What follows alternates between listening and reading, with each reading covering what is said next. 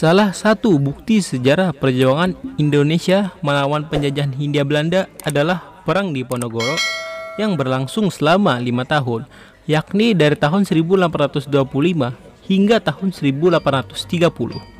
Cikal bakal meletusnya sejarah Perang Diponegoro adalah kedatangan Marsekal Herman William Daendels di Batavia pada tahun 1808.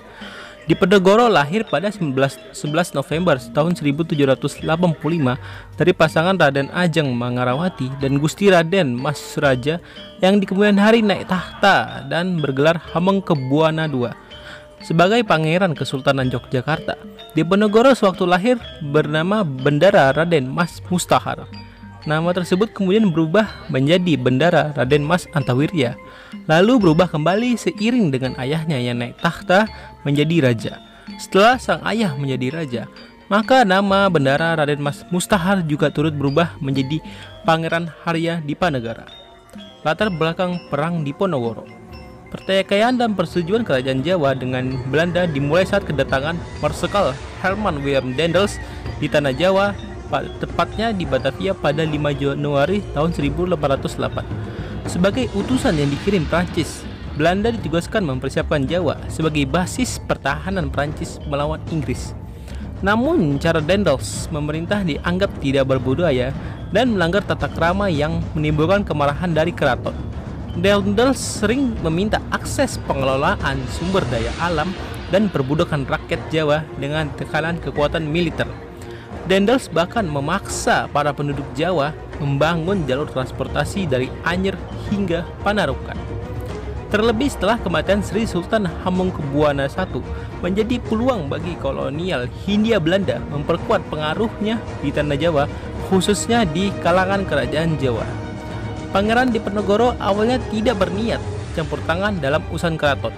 Dirinya lebih memilih hidup terpisah karena posisi ibunya yang bukan seorang permaisuri. Pangeran Diponegoro lebih tertarik pada masalah keagamaan dan hidup sebagai rakyat biasa. Pangeran Diponegoro baru menaruh perhatian kepada keraton saat Belanda mulai banyak mencampuri urusan internal keraton. Masalah pungutan pajak yang tinggi kepada para petani, kemudian puncak kemarahan sang pangeran terjadi saat makam leluhurnya akan dibongkar untuk dijadikan jalan. Tercetusnya Perang Diponegoro.